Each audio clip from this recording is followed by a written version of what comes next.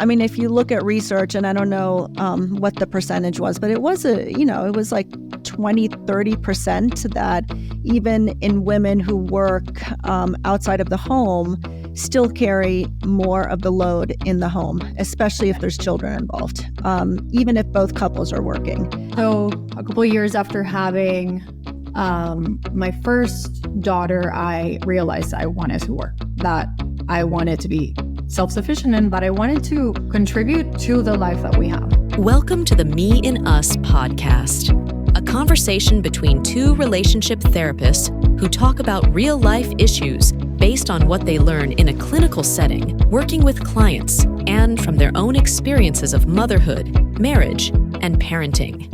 Hi, Olivia. Good morning. Good morning. Hi, Elsa.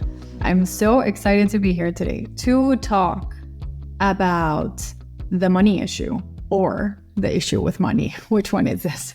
The topic that is always present but rarely talked about, rarely talked about. I don't know if that's true, because in my practice, it certainly does come up a fair amount of time. But I will say that in my experience, it hasn't been a topic that clients come in with as the presenting problem, but something that often sort of comes up and that I believe as a therapist is very important to talk about. Okay, that's interesting. So you're saying it's usually never like the presenting problem, the thing that they'll come in with, but it ends up coming up. In what context? How does it play a role? I wouldn't say it always comes up. I think with some couples, but it's not that it's a topic that I think the main thing couples will come in with is communication issues. And that can mean, all kinds of things. But I think, it's something that either they bring up in the course of therapy as either something they fight about, or it's something that I'm curious about and may ask about if I feel like it's, if I see something that, or I hear something that makes me curious to understand the financial arrangement of a couple or a family. What about you? What do you think?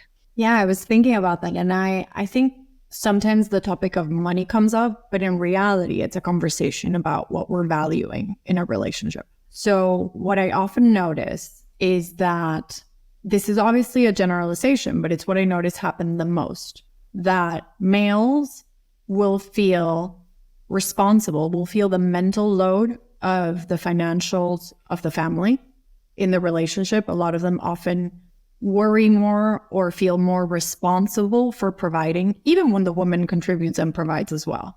But the anxiety over the money often lives a little bit more presently in the man's responsibility and mental load, like I said.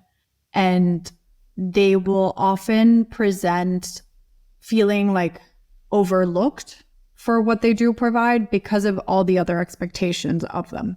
So, you're expected to be a present father, you're expected to be a kind husband, you're all of these things. And it's like, and I'm also providing, but they feel that often gets overlooked. And on the flip side of that, what I notice is that women, whether they are not producing or even if they are, they will feel more the mental load of other things like running the house and the, emotional component or caring for kids when that's present. And then that won't feel as easily valued. I think it, to some degree, again, this is a conversation about value. What are we valuing in the other and what are we not valuing? And so it's not really about amount, but it's about that overall understanding of value again. I think it's difficult to generalize these things because I have seen so many different scenarios of how couples manage their money. And so I really I do not believe there is a right or wrong. I think it's a very dependent on the couple and how they make that arrangement, because I've certainly seen many relationships where the woman is the breadwinner, makes more money than the husband. I've seen cases where the husband is more involved as the woman in the home. And so or where the man makes most of the money, but the woman manages all the money at home. So I've seen all of these different situations, which I think is really interesting. But as you said, I do think, and I've had many clients where the men in particular feel the pressure, and that the expectation is for them to make the money, be the provider, and they feel that pressure. I think they come in with that. And I would say for women, I often find, especially when the kids are older, if they do have kids, that they struggle with their worth, even if they do work, but they don't really contribute as much as maybe the man or the partner, the other partner, that they struggle with not feeling adequate enough, or that somehow money means, something. Money means status or worth. And that I have seen come up every now and again. Yeah, and it's interesting because I too have seen that variability, right? There is no right or wrong model, and there's a lot of different ways that couples manage it. But somehow there is still that, maybe it's cultural and societal, that expectation. So some couples manage to find out what works for them and do it differently from like the typical construct where like we would have had a stay-at-home mom and a father who provides fully. That's changing a lot every time, more and more, but it still doesn't mean, it still is often present that the societal pressure is felt, or that you have to overcome an extra hurdle. So working women, they are still expected. And sometimes you hear it from the previous generation, the mother-in-law, the uncle, where they're like, okay, but how are you taking care of the house? They feel that extra pressure, almost like whatever I'm providing monetarily, isn't enough, and I'm being judged more for that other role. So you're saying that women have often a double role of, if they do make money, but there's an expectation that they take or run the home more as maybe the man or the other. I mean, because again, how is it different in same-sex couples? I think, how is financial arrangements done in couples who don't have children, for example, or gay couples? I mean, I don't know. I mean, that's just something that I thought of when you asked that question, because it sort of made me think of more the traditional couple of, okay, the woman takes care of the home more. And I think that is still a big part of how we live in society, that couples and families still operate under very traditional rules. And that can be in same-sex couples too. Yes. And even when you don't operate traditionally, it doesn't mean that history isn't impacting what's expected. I think that's what I mean, because men also have a double role. I know that my husband is super involved in the house. As of late, he's the one responsible for doing the supermarket, which I'm thrilled about. So he too has that double role, but women will more often feel judged for what they're maybe not doing at home. And the man, despite being involved with all these things, will still primarily feel the burden, whether it's you're meeting or not meeting expectations. Yes. And I do think, if you look at research, and I don't know what the percentage was, but it was it was like 20-30% that even in women who work outside of the home still carry more of the load in the home, especially if there's children involved, even if both couples are working. So, and then coming back to money, how do couples negotiate this? How do you think that arrangement, when couples start dating and, there's so many different arrangements, and how do couples arrive at what works or maybe what doesn't work for them? I love that question, because I keep sensing from the younger couples that I work with, and when I say younger, it's not just age, but that they don't have a lot of history. Maybe they're still dating, or it's a new couple. I find that we don't want money to matter. It's like, love is more important. And yes, of course, but like, we almost don't want it to be an issue. So we don't talk about it. We avoid it. And we're hoping like, it'll work out. or like, when I'm thinking about what I want for my life, when I'm picking a partner, a lot of us don't allow ourselves to think about money, about what we want financially. And we feel terrible if we say, I want a wife that is self-sufficient financially. Is that okay to say out loud? Or I want a husband that, will make more than me because that's just, how I see it. Is it okay to say that? Or does that make you, there's all these labels. Are you a gold digger? Are you okay? So one for their money and not for other things? It's hard to have this conversation. Absolutely. Oh, and I often think there is no conversation. And I think that's where sort of our own backgrounds and our experiences come into play of, I always ask myself this question when I get to know a couple is how did they come together? What were the circumstances that brought these two people together? And what set the stage for this couple to, continue this relationship? And so, I'll share personally about my relationship with money, for example, and how maybe my family background, what I came into my marriage with. And so I grew up with a father who works in finance. And so in my family, he was very much in charge of finance. And my mom was more the creative. She was a homemaker when she had me and my sister. And so my sister is older. I'm a younger sibling. I think that's also part of it. But I grew up with a dad who was a provider and who took care of the family. And I had an older sister who was good at math. And I was always compared to being more like my mom. I was more into languages, more creative, and I was not interested. And not that I wasn't good at math. I think I sort of undermined my own potential. I see that now doing my children's homework. I'm actually not that bad at it.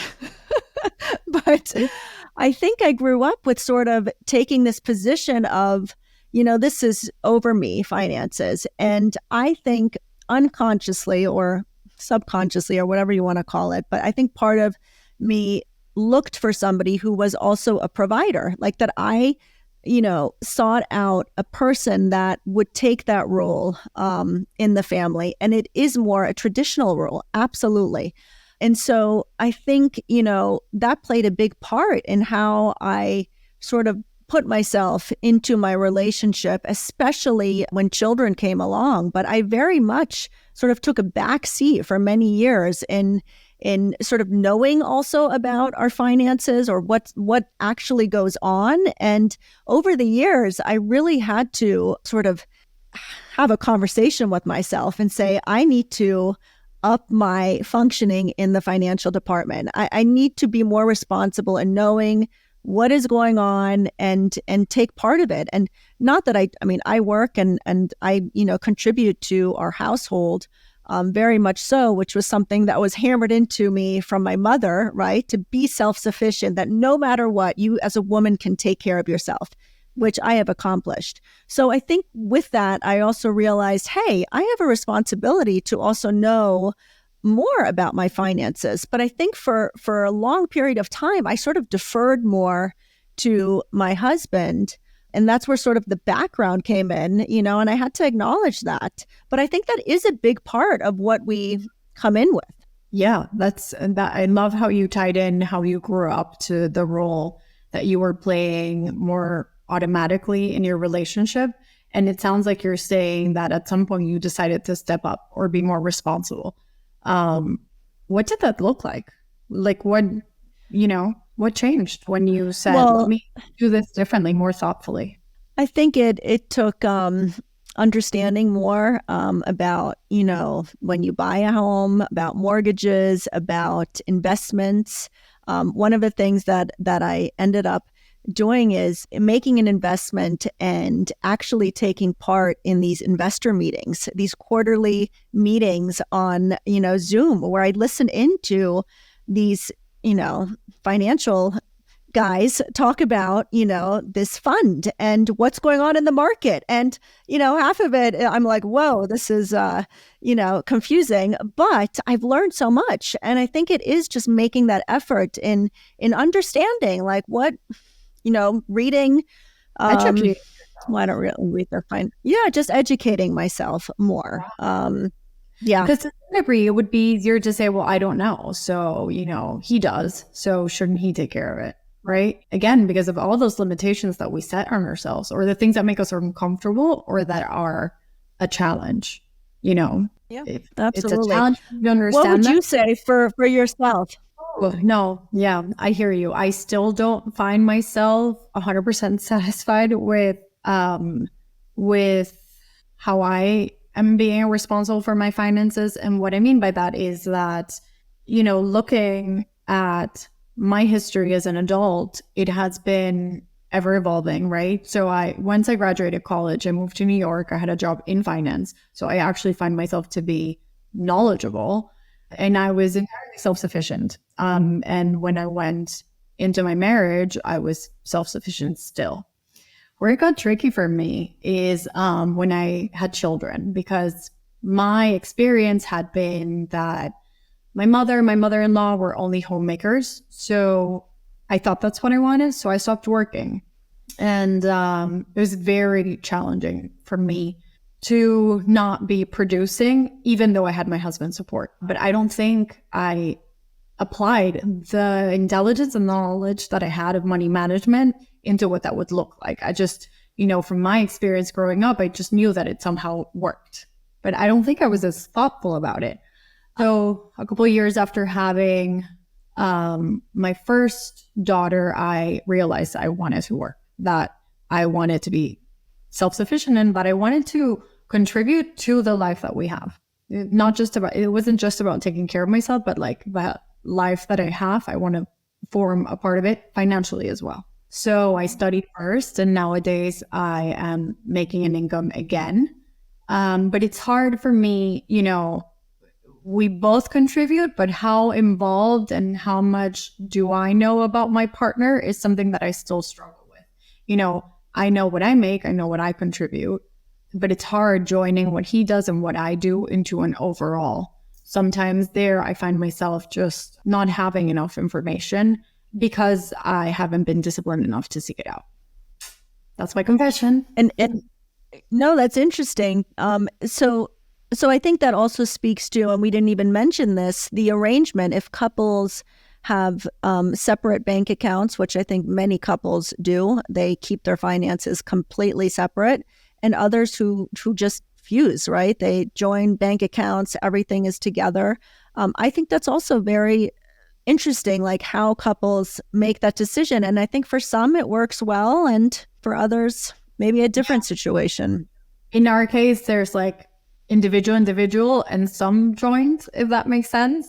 And to some degree, I like that. I like that there's a level of autonomy that we both have. And I think it's indicative of how we are both individually responsible. And then there is that element of what is joint.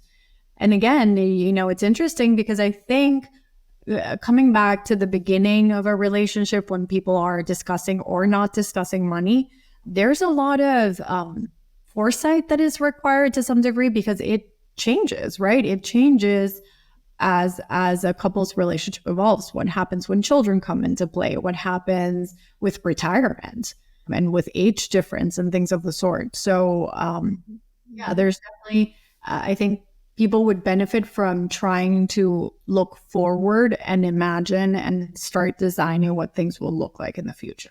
I know I didn't do that when I married my husband.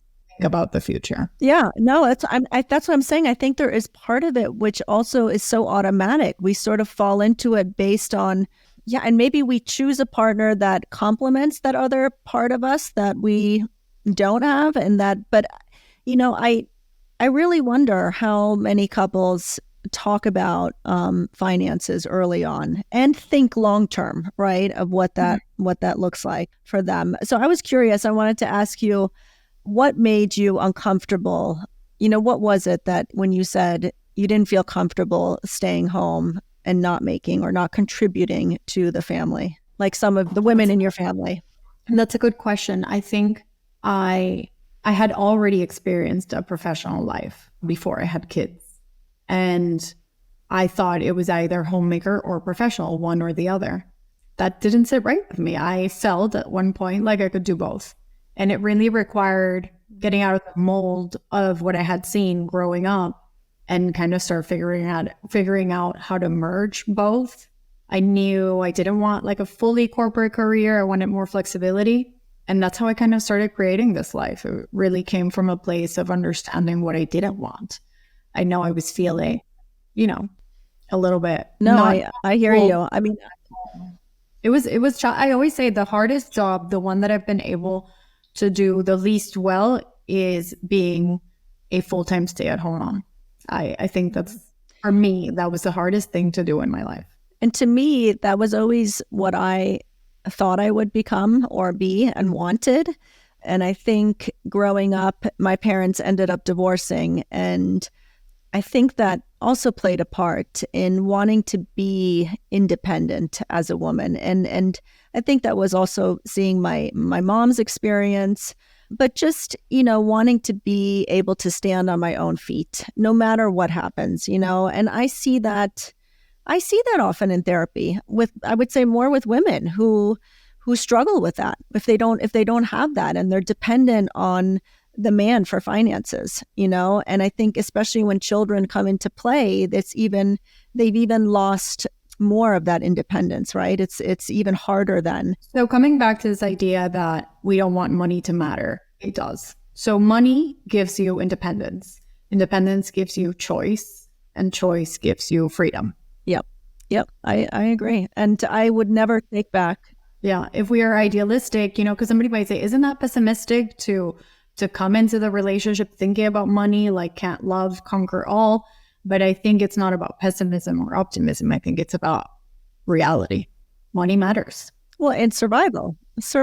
I mean, you need money to survive, right? And I think for me, it was my parents' experience or sort of, what I grew up with that sort of led me on this path where I have been able to establish that. And I worked hard for it. And I think I don't contribute the same amount, but I also have the flexibility with my profession to be able to be more available to the kids, which really works well for me. Yeah. So I know we need to get to our questions, right? Or takeaways for today's episode.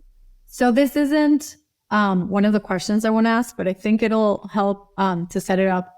I'll ask you, what comes to mind first? Maybe it's a little bit of both, but your mentality towards money, is it more about growing it or saving it? Are you asking me that question? Yeah. I would say both, a little bit of both. But I think probably if I had to choose one, I would probably say saving it because I'm probably less risky when it comes to money. I mean, if I understand the question correctly, but I think both. Okay. Money, pleasure or safety? Is it for enjoyment or for safety? For me, probably safety. Okay. I just think it's interesting. I mean, pleasure too. I like to enjoy, but I think generally speaking, I think it does give, when you're not working paycheck to paycheck and you have a little bit of a saving, it's comfort, it's security, and that makes me feel safe. Okay. And last but not least, good or bad? Money. Good. Okay. Yeah, and of course it's not fully one or the other, but I just think it's interesting because coming back to my question, I think we all have an instinctive reaction to money. And so, what I was thinking about is like, what are 3 words or feelings or beliefs that you associate with money instinctively, right? And because I think it's really important to know ourselves, and maybe ideally you want to be a certain way, but what actually are you? Are you very conservative? Are you very risk averse? Are you coming from a scarcity mentality? Or are you coming from like a growth mentality? Do I shy away from money because it always brings me problems? It brings me problems to talk about it. I'm always disappointed about it. I'm always feeling like it's not enough. So I think knowing our position towards money is really important to then analyze like what is serving me and what is not. So I think that's my question. What are 3 words, feelings, or beliefs that you associate with money? Mm-hmm. Does it serve you, or do you want to evolve it into something new? Okay. So another question that I have for you to think about is, how does one's financial arrangement in the family you grew up with, in so parents' role in the home and their financial arrangement, influence your belief system of your own role in the family that you're in or in the relationship, and how you view your finances? And if after careful deliberation you decide it's not working so well for you, how would you go about changing it? That's a good one. So you are asking us to think about the influence that how we grew up with has on our present, and if it works. A background and of our partners, I think, is important too. To think about what was their situation, what are they coming in with. I think that plays a big part in it. Yeah, how we think about money and how we deal with it, right? And how we manage it. Are we spenders? Are we savers? Are we frugal about I mean, I hear so many couples who get on the other person for spending too much money, right? Mm-hmm. And that creates conflict or tension. I think it's important to sort of reflect back and think about the role of the family in this. Right. Okay. I have another one. What is one thing you would change or do differently if you were acting more responsibly towards money? So, I'm actually glad that I asked this question. I think you already answered how you did that, what that looked like for you. Mm-hmm. And I think I have some ideas of what that will look like for me as I continue to mature and evolve in my relationship with money and in my relationship with my husband. Yeah, it's an important question. Yeah, and I think the more concrete the step, the better. Mm-hmm. Right, because in the end, it's all about what you do with it, right? And because it's easy. You're like, we don't do it well enough, or like, I wish we would.